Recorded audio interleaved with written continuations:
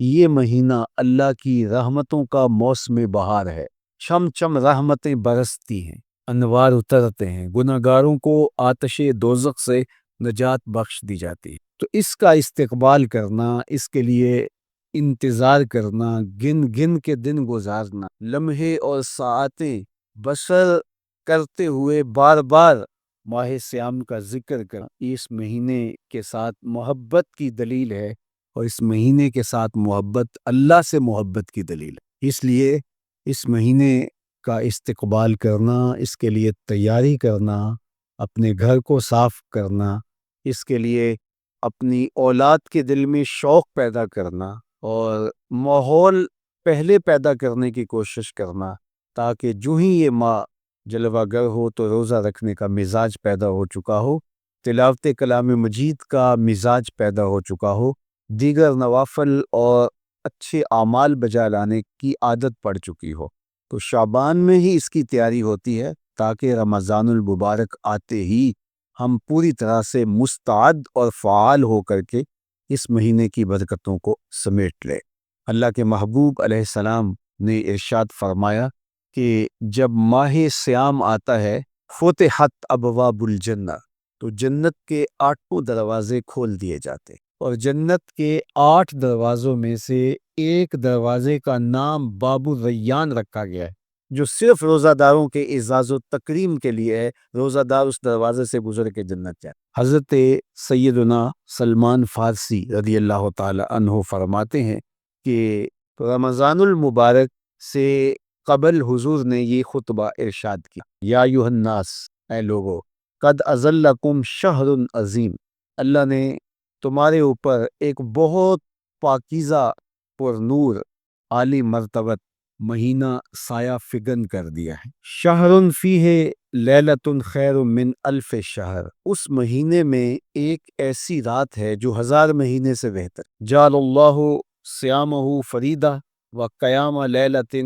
تطوع، اس مہینے کے دن کے روزے فرض قرار دیے گئے اور راتوں کا قیام نفل بنایا گیا۔ ومن تقرب فیہ بخصلۃ من الخیر کان کمن ادى فریدۃ فیما سواہ، ایک نفل کا ثواب ایک فرض کے برابر اس مہینے میں کر دیا جاتا ہے۔ ومن ادى فریدۃ کان کمن ادى 70 فریدۃ فیما سواہ، اور اگر کوئی ایک فرض ادا کرتا ہے تو اس کو 70 فرائض کا ثواب ملتا ہے۔ وہو شہر الصبر، یہ مہینہ صبر سکھاتا ہے، ہونے کے باوجود بھی انسان تناول نہیں کرتا۔ ٹھنڈا میٹھا مشروب میسر ہے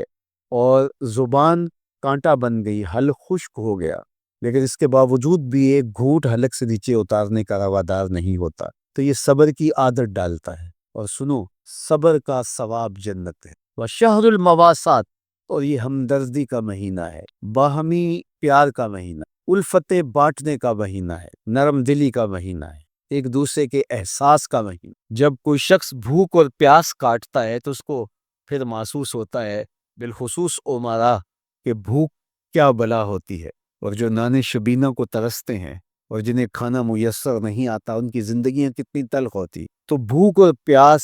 احساس پیدا کر۔ وَشَهْرٌ يُزَادُ فِيهِ رِزْقُ الْمُؤْمِنِ، اور یہ ایسا مبارک مہینہ ہے جس میں مومن کا رزق بڑھا دیا جاتا ہے۔ غرباء تک بھی اللہ کی نعمتیں وہ پہنچتی ہیں جو عام دنوں میں ان کو میسر نہیں ہوتی، اور امراء بھی نعمتوں کا لطف لیتے ہیں، اس لیے کہ بھوک کاٹنے کے بعد جب ان کو نعمت میسر آتی ہے تو پھر انہیں احساس ہوتا ہے۔ وَمَنْ فَطَّرَ فِيهِ صَائِمًا كَانَ مَغْفِرَةً لِذُنُوبِهِ، جس نے روزہ دار کا روزہ افطار کروایا، یہ افطاری گناہوں کی مغفرت اور آتش دوزخ سے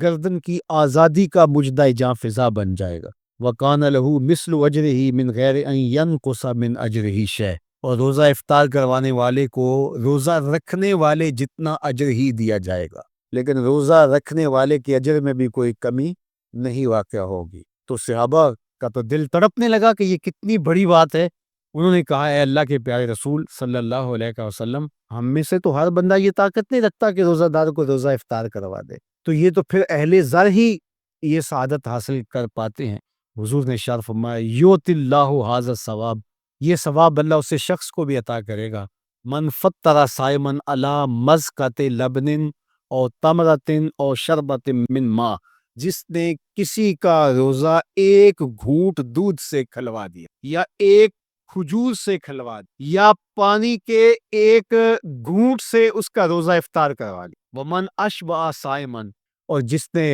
صحیح اہتمام کے ساتھ روزے دار کو اچھا کھانا کھلایا، اچھی پرتکلف افطاری دی، سقاہ اللہ من الحوض شربتا لا یظمأ حتی یدخل الجنہ، اس کو حوض کوثر سے ایسا جام ملے گا 50,000 سال کے دن میں اس کو دوبارہ پیاس نہیں لگے یہاں تک کہ جنت میں چلا جائے۔ فرمایا وَهُوَ شَهْرٌ أَوَّلُهُ رَحْمَةٌ، یہ وہ مہینہ ہے جس کے پہلے 10 دن رحمت ہیں، اور اس کا درمیانی اشرا اوسطہ وہ مغفرت ہے، وآخرہ عتق من النار، اور اس کا آخری اشرا جو ہے وہ آتش دوزخ سے نجات کا ضامن ہے۔ کہا کہ 4 کام اس مہینے میں کثرت کے ساتھ کرو، وہ 2 خصلتیں، 2 کام جن کے ذریعے سے تم اپنے رب کو راضی کر سکو، فشہادت اللہ الہ الا اللہ، وہ گواہی دینا ہے لا الہ الا اللہ، وتستغفرونہ، اور تم کثرت سے استغفار کرو، اللہ سے بخشش مانگو، اللہ سے جنت طلب کرو اور دوزخ سے پناہ مانگو۔ تو یہ کام جو تمہاری ضرورت ہے تم اس مہینے میں کثرت کے ساتھ کرو۔ روزہ فرض کیوں کیا گیا؟ سویر سے لے کر شام تک سب کچھ ہونے کے باوجود بھوک اور پیاس میں وقت گزارنا، اور میسر ہونے کے باوجود ایک گھونٹ بھی حلق سے نیچے نہ اترنے دینا، آخر اس میں کیا حکمت تھی؟ تو یہ بات اچھی طرح سے ہمیں سمجھ لینی چاہیے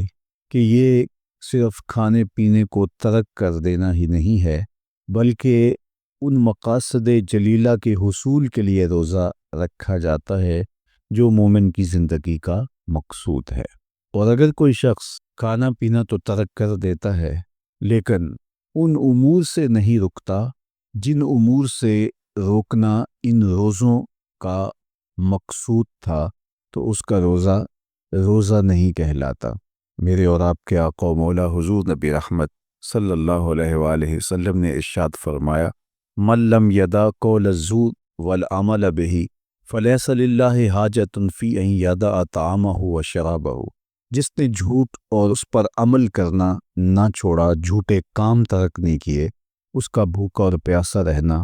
اللہ کو منظور نہیں، اللہ کو کوئی ضرورت نہیں کہ وہ بھوک اور پیاس کاٹے۔ روزے میں تو ان امور سے بھی روک دیا گیا جو امور عام زندگی میں جائز تھے، جو مشروع تھے، مباح تھے، لیکن روزے میں ان جائز مباح امور سے بھی منع کر دیا گیا۔ طیب اور طاہر کھانے، خوبصورت مشروب، ان سے روک دیا گیا۔ آپ آب زمزم بھی نہیں پی سکتے جبکہ وہ متبرک پانی ہے۔ شہر مدینہ میں بیٹھ کر شہر مدینہ کی پکی ہوئی کھجوریں بھی آپ نہیں لے سکتے، اس لیے کہ آپ روزے سے ہیں۔ تو روزے میں آپ کو متبرک چیزیں کھانے سے بھی روک دیا گیا،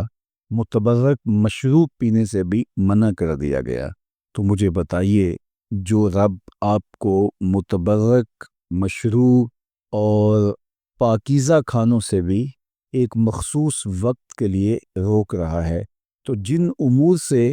عام زندگی میں شریعت اسلامیہ نے ہمیں منع کیا، ہمارے رب نے ہمیں منع کیا، تو اگر روزے کے دوران ہم وہ امور بجا لائیں تو پھر روزے کی مقصدیت حاصل نہیں ہوگی۔ تو اسی لیے فرمایا جس نے جھوٹ اور جھوٹے کام نہیں چھوڑے، اس کے بھوکا اور پیاسا رہنے کی اللہ کو کوئی ضرورت نہیں ہے۔ تو وہ یہ چاہتا ہے کہ میرے بندے ان امور سے بھی جب رک جائیں گے جن امور سے عام زندگی میں نہیں روکا گیا، تو وہ لازمی طور پہ ان امور سے رکنے کی کوشش کریں گے جن امور سے اسے منع کیا گیا ہے۔ تو جب یہ چیز انسان کا فہم، انسان کی عقل اور انسان کی خرد طے کرتی ہے، تو پھر لامحالہ طور پہ رکنے کی عادت اس کے اندر تقوی کی نشأت کا ذریعہ بنتی ہے۔ آپ نے عمومی طور پہ دیکھا ہوگا کہ رمضان المبارک کا ماہ نور جب اختتام کو پہنچتا ہے، ہمارے سامنے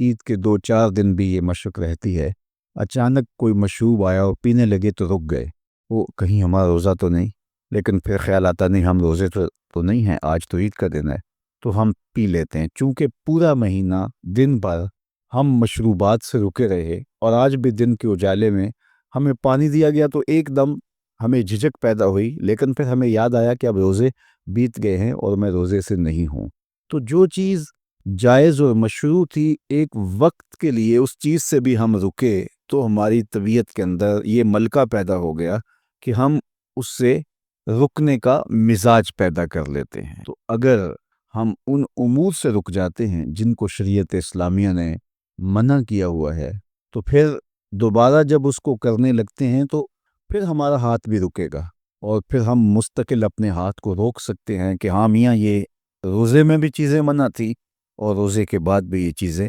ہمارے اوپر منع ہیں۔ تو ایک ملکہ پیدا ہو جائے گا ان امور منہیات سے رکنے کا، ان سے باز رہنے کا۔ تو گویا یہی تقوی ہے کہ جو اللہ جل شانہ نے ہمارے اوپر حرام کیا ہے اس سے ہم رک جائیں، جس کام کے کرنے کا حکم دیا ہے اس کام کو ہم بجا لائیں۔ جس طرح ڈھال آپ کر دیتے ہیں جنگ میں برستے ہوئے تیروں کے سامنے، تو وہ تیر ڈھال سے ٹکرا کے گر جاتے ہیں اور آپ کو نقصان نہیں پہنچتا، تو روزہ بھی آتش دوزخ سے ڈھال ہے، جہنم کی آگ سے بچانے والا ہے۔ روزے دار کو اللہ کی خاص رحمت نصیب ہوتی۔ ایک حدیث میں آتا ہے کہ روزے دار کو دو خوشیاں نصیب ہوتی۔ ایک خوشی اسے تب ملتی ہے جب وہ روزہ کھولتا ہے، جب سارے دن کی بھوک اور پیاس کاٹنے کے بعد شام کے لمحے ہوتے ہیں اور پھر روزہ منزل تک پہنچتا ہے، تو کس مسرت اور خوشی اور سرشاری کے عالم میں روزہ دار ہوتا ہے کہ شکر ہے کہ اتنی لمبی اور اتنی سخت گرمی کے ماحول کی شدت کے باوجود اللہ تعالیٰ نے مجھے روب منزل کیا۔ تو اس وقت ایک احساس اس کے ساتھ جڑا ہوتا ہے، اور پھر جب وہ ٹھنڈا اور میٹھا مشروب اپنے کام و دہن میں ٹپکاتا ہے اور وہ ٹھنڈا میٹھا مشروب اس کی رگوں کو تر کرتے ہوئے معدے کی طرف بڑھ رہا ہوتا ہے، اس کی زبان بولے نہ بولے دل اللہ کا شکر ادا کر رہا ہو، اس کا ایک ایک عضو بدن رب کا شکرانہ ادا کر رہا ہوتا ہے، وہ ٹھنڈا اور میٹھا مشروب رگوں کو تر کرتا ہوا آگے بڑھتا چلا جاتا ہے، لیکن شکرانے کا وہ پیکر بن جاتا ہے۔ وہ ایک مسرت، ایک خوشی کا عالم ہوتا ہے کہ روزہ بھی نپ گیا، سارے دن کی تکلیف بھی کٹ گئی، اور اللہ نے مجھے افطار کے لمحوں تک پہنچایا۔ فرمایا روزے دار کو ایک خوشی تب ملتی ہے جب وہ روزہ کھولتا ہے، وہ فرحۃ عند لقاء رب،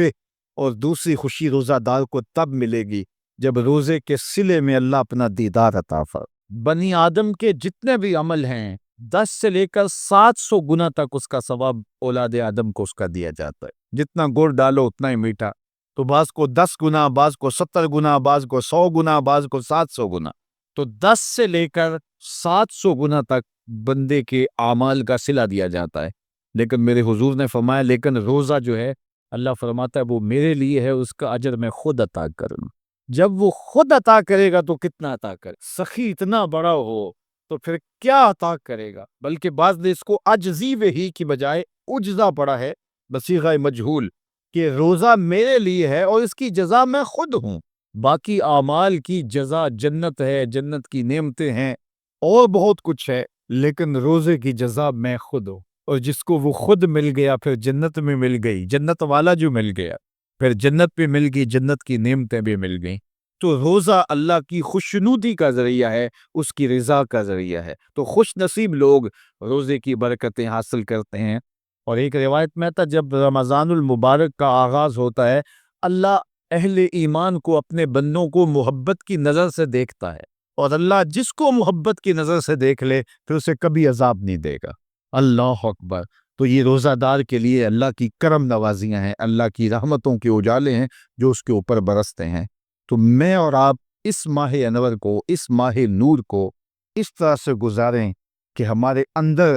کے پاپ دھل جائیں، ہماری غلاظتیں گناہوں کی مٹ جائیں، ہمارا سینہ صاف ہو جائے، ہم اہل ایمان کے لیے کشادہ دل ہو جائیں، ہمیں جو ہے وہ جھوٹ سے، تکبر سے، بخل سے، ریا سے اور دیگر امور بد سے اجتناب کرنے کی عادت پڑ جائے۔ روزہ جو سکھانا چاہتا ہے ہم وہ اس سے سیکھ لیں، اور روزے کی برکات ضبط نفس کی صورت میں ہمیں نصیب ہو جائیں، تو ہم روزے کے بعد بھی، ماہ سیام کے گزرنے کے بعد بھی ایک نئی زندگی لے کر، ایک تازگی لے کر، ایک نور و روشنی لے کر کے جو ہے وہ معاشرے کے، اسلامی معاشرت کے ایک اہم فرق کی صورت کے اندر جو ہے وہ سامنے آئیں۔ تو اللہ اس ماہ سیام کی برکتیں ہمیں نصیب فرمائے۔ ہر سال مہینہ آتا ہے، گزر جاتا ہے، ہم پورا مہینہ بھوک کاٹتے ہیں اور پھر وہاں کے وہاں ہی کھڑے رہتے ہیں، تو پھر ہمیں سوچنا چاہیے، لیکن اگر تبدیلی آتی ہے تو پھر شکریہ ادا کرنا چاہیے۔ آج